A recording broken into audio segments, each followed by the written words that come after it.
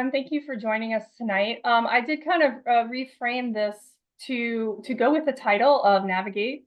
And so we have hundreds of stories that we could tell you, and some we are not going to tell anyone in the world. But I'm going to frame some of this just to stay on topic tonight. And so here is sort of the big picture of our journey. We left New Orleans. I got a boat when during COVID, given to me, old boat, 1971, Cal 29, knew nothing about it and really wasn't super operational at the time. And a couple months later, I said, hey, I'm going to take this to the Keys. The world was falling apart. And Louise, for some reason, decided to come with me. So I did spend a lot of time getting the boat ready. And all of those things that I did were pivotal for us not dying on this trip and being able to make it at all. But we're going to skip forward to when we left New Orleans. And then we shimmied along the Gulf Coast and then made a few attempts to cross the Big Bend and eventually make it to Bradenton and into Marathon.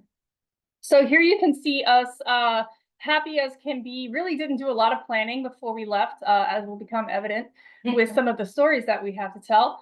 Things were just strewn about the boat, and we are gleefully leaving the harbor because I had vacation time, and here we are, we're first getting on the boat, not really knowing where we were going to stop, but we figured we had plenty of time to think about it. So the first night that we stayed at Ship Island, so we navigated out of Lake Pontchartrain and through the Wrigley's and worked our way around through these waters that we had navigated through before, even if we weren't necessarily the skipper or the navigator. We had made some sailing trips, some long distance sailing trips. So we were relatively comfortable and confident, and they're really well marked channels. And so that really didn't pose much of an issue, and the waters were calm, and it was a nice anchor, and we had no issues at all. So that's not a lot of stories besides what we had to eat on that one. But then as we left Ship Island, we came around outside the barrier islands. We made our way all the way to Pensacola. We had made this trip before on some long distance races, and we had really nice weather and great sailing for this trip. And what I have to say about navigating this area that's different from where I come from South Florida, is that they have these oil rigs out in the Gulf. And since some of our sail happen to be at night, some of these rigs are bright and you can't miss them, and they're noisy and you know exactly where they are. And then some of them are unlit platforms. And those were the scariest parts for me because I had seen some unlit platforms on some of our other racing journeys, and I knew they existed, and it's just Louise and I, so we were kind of frantically making sure we didn't hit them. And then also there was an enormous amount of traffic, ship traffic coming in and out, and those ships, you know, they move fast and everything is bright lights at night. Can't necessarily always tell what is what. And so that posed a little bit of concern, but we managed to make it there and into Pensacola. As you can see in this upper right hand inset here, the Pensacola Inlet is pretty well marked, and most of the markers are on Navionics, which we were using. We were also using an older maps of GPS, but it's well marked. And then we had been in the bay to be able to navigate to the yacht club before a few times. So I felt pretty comfortable with doing that. We didn't have any issues with navigation for that part of the trip. Then after we kind of got some supplies and we readied ourselves for the next journey, we left Pensacola and we shot across to Port St. Joe. So this was really the first time that we were in waters and coming into an area that we had not navigated before. And I had been a boater my whole life and used charts and used GPS, and now we had fancy Navionics.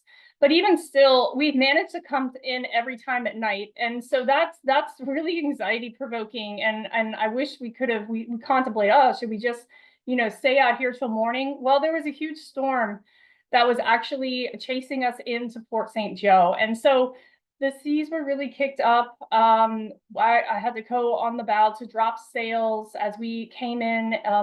There were many markers that had no lights or they weren't on the chart. And so this was a little bit more anxiety producing. You can see, you know, coming in here, we managed to tuck around the barrier island here and drop anchor right before the storm hit. Unfortunately, the anchor did drag even though it was a relatively heavy, nice solid anchor, it was a heck of a storm. So the anchor took us towards the barrier island, and as we watched with fright that we were going to run aground, we started the engine to go farther away from the barrier island, and in all of our stress and anxiety, one of the lines went over the side and it wrapped in the prop, and then we were really kind of sort of a sitting duck. So we dropped the anchor, put all the scope out, and it did hold, and the storm passed, and we were able to get maybe 20 minutes of sleep and wake up the next morning so that we could get the line off the prop.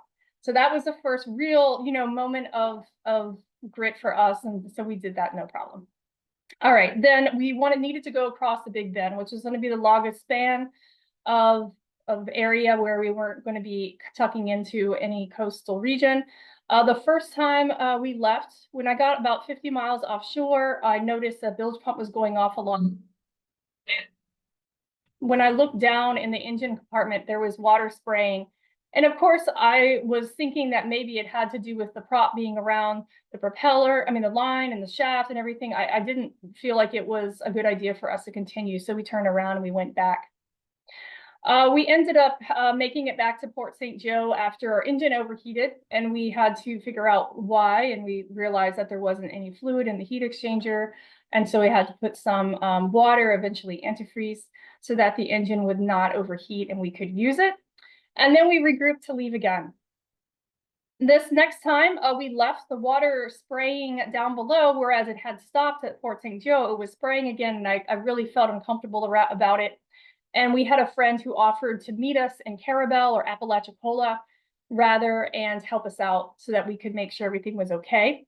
And as we were journeying to Apalachicola, at about the area of the Star, the engine overheated again.